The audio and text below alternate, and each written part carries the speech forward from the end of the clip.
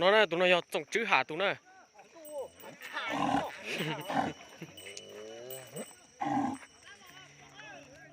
tụi nó vô tròn tròn đó tụi đúng đắn này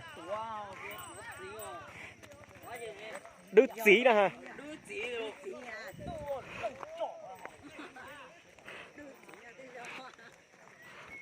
cho trồng chữ tụi luôn tròn tròn là tụi đúng đắn này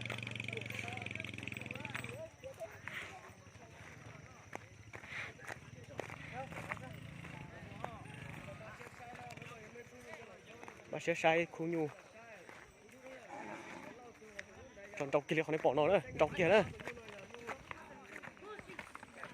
hành cái tiền nữa đọc hành cần cầu nữa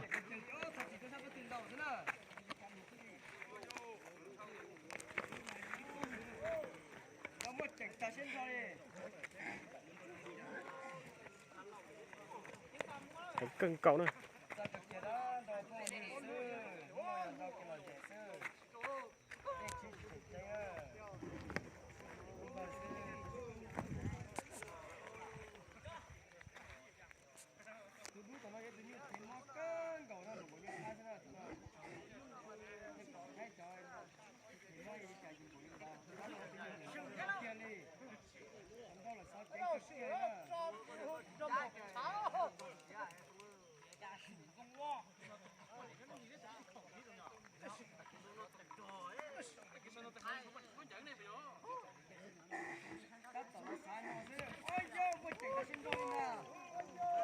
hành cái tiền một chỉnh cái tiền này con này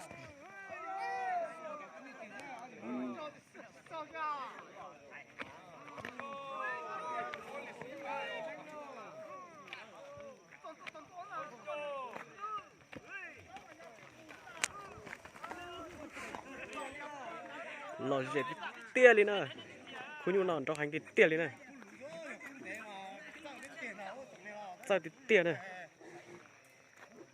tao cú cái kia xem nè khu nào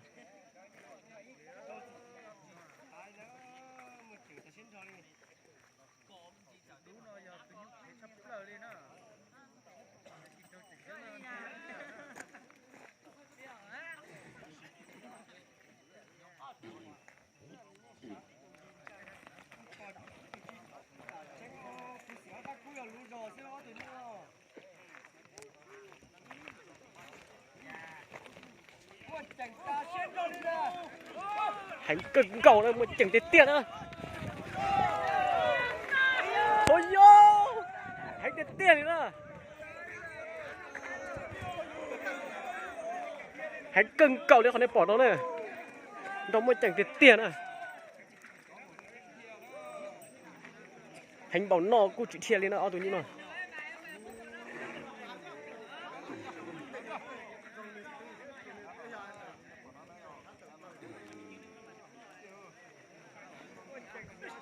hành chấp là hành cân cầu đến nào không nhung nào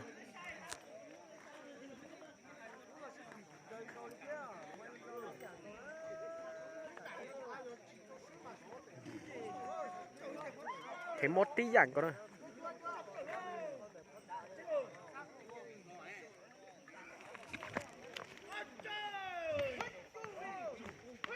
ôi trời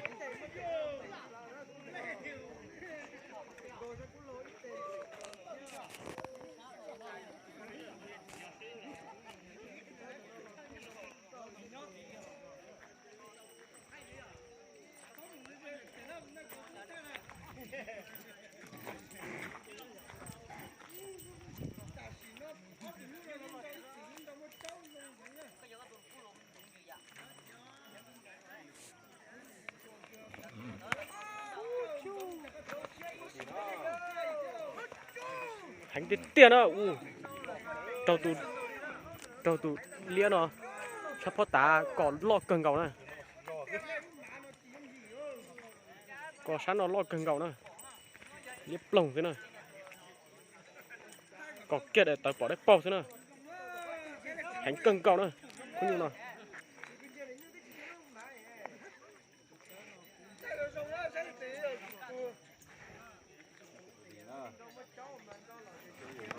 chỉ đột đi cái này không như nào Đó hành cái tiền này.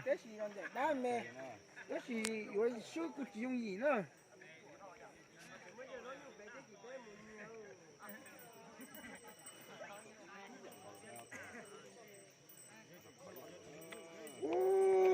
Đi.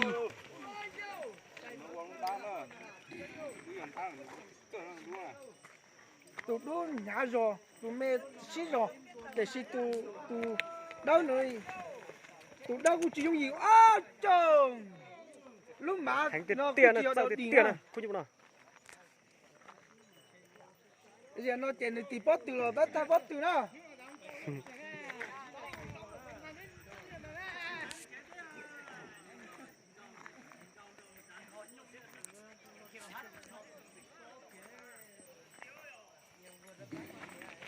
Ôi trời, lệ tụi má trong cơn.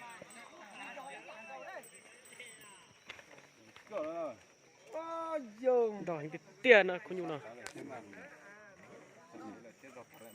Nó sẽ đau tao. Lon chắp ta thế này. Ôi trời. Hành cái tiền à. Kìa. Đó hành cần cạo lên này, cô chú nào. Ôi trời.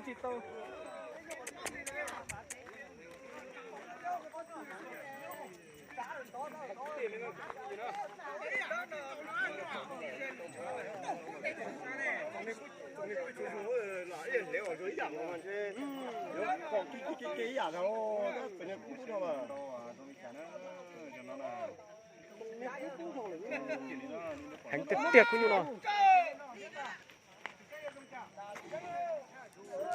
Hành cái tiền này, cô chú nào. Đó hành chắp lại, nó sẽ chắp lại nó, cô chú nào này. Hành cái dạng có đây.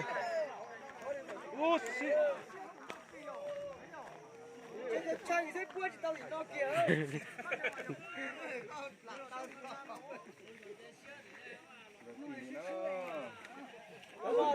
Chú là cho chị nói về. Chú kia. Ta chân bình là đã sao cũng màu nó.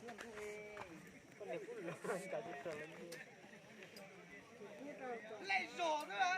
Thế sao chỉ chuyên chế thế thì là sao có khấu nó.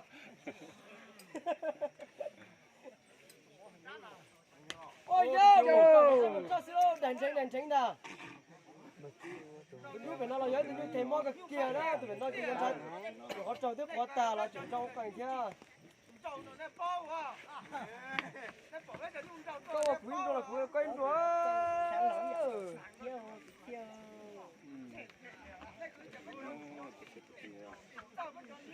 Cú kia, tụi con này cũng buồn rồi.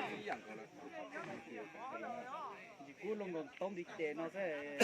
Không tan chạy ra đó, tụi lúc cho tụi đó để sao để phát tán nó còn những gì nó. Đâu mất cháu lần đâu là chỉ cần đó như cái bà sư.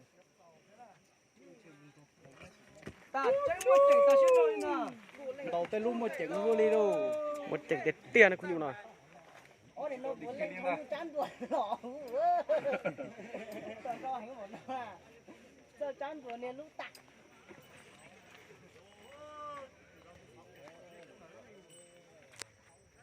Mày sẽ cho nó khổ.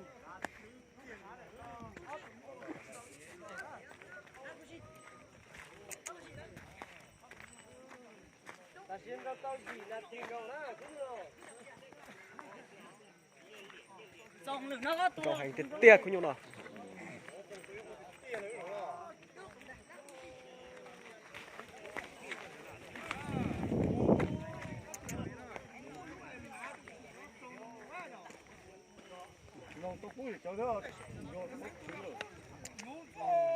Hành cái tiền.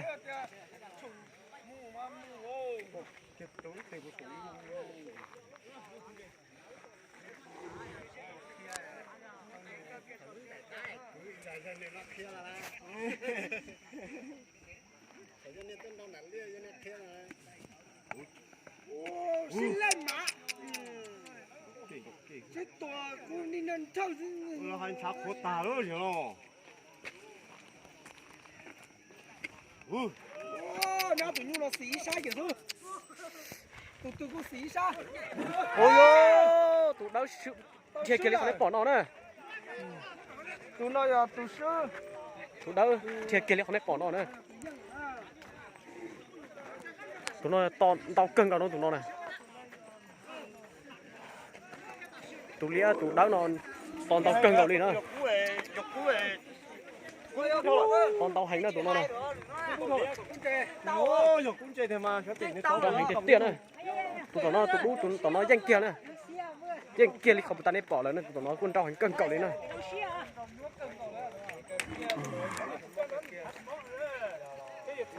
nó tao thấy cực kia này tụi nó tao ý dạng của nó tụi nó Dạ thế tụi nó mà về người giọt đu mà được chịu chùa đấy.